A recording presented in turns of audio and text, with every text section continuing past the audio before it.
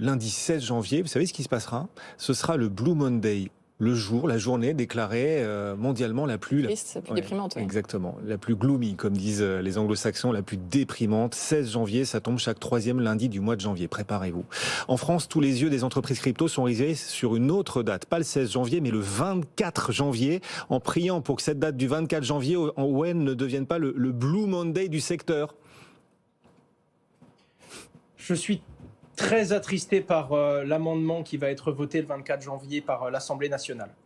Très attristé parce que c'est quelque chose de grave et ça n'inquiète pas grand monde parce que les gens ne semblent pas comprendre à quel point c'est grave pour l'écosystème et à quel point c'est grave pour tout le monde, les utilisateurs et les entreprises. Ce qu'il faut comprendre, c'est déjà de quoi on parle. C'est le Sénat qui a fait une proposition, malgré que notre ministre du numérique se soit prononcé en défaveur de cet amendement, et c'est l'Assemblée nationale qui va avoir le fin mot de l'histoire le 24 janvier à 15 heures.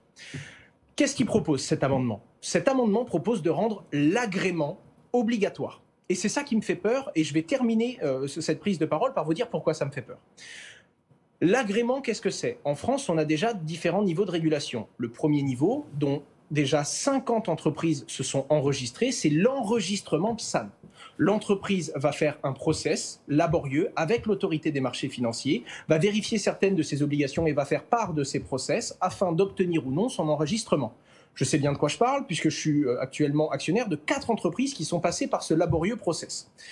En l'occurrence, ça, c'est l'enregistrement, c'est le premier niveau. Là, on parle de rendre obligatoire le deuxième niveau, l'agrémentation PSAN.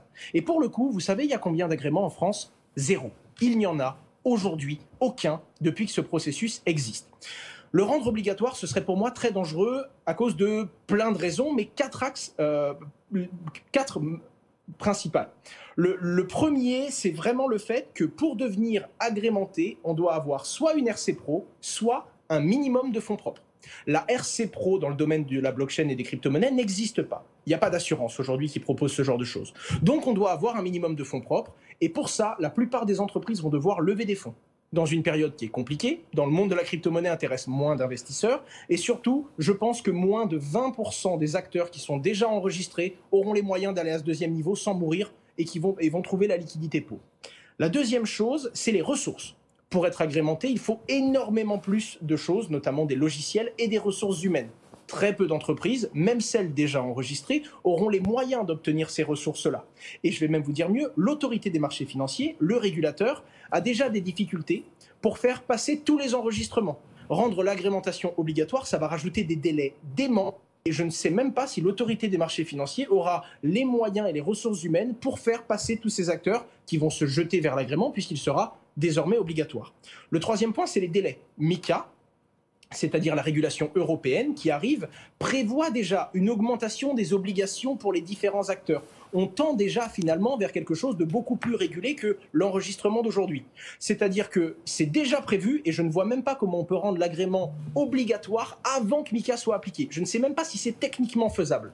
Et pour finir, cette particularité-là va simplement sanctionner les Français. Et pourquoi on en arrive là? Parce qu'il y a eu FTX, on veut taper du poing sur la table pour montrer qu'on prend des décisions. Le problème, c'est que ça va juste sanctionner les entreprises françaises qui ne vont peut-être pas avoir les moyens de s'agrémenter. À ce moment-là, les entreprises vont soit mourir et arrêter leur activité, soit partir à l'international. Et les Français qui ne pourront plus se fournir en France vont devoir se fournir à l'international vis-à-vis d'entreprises qui, elles, ne sont pas régulées et peuvent faire défaut.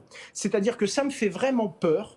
Parce que pour la première fois, ce n'est pas une proposition ou un amendement qui profite aux particuliers ou aux entreprises. Les seuls et uniques gagnants de cet amendement, si jamais il est voté pour à l'Assemblée nationale, c'est les acteurs à l'international qui, eux, ne respectent pas la loi. Et c'est eux qui en profiteraient, car ça ne profite à aucun acteur dans l'écosystème. Et ce qui me fait peur, c'est comme c'est très technique et très complexe, je comprendrais qu'un député pense que voter pour, eh bien, c'est voter pour un agrément obligatoire et donc pour un cadre qui protégerait plus les consommateurs, alors qu'en l'occurrence, c'est tout l'inverse.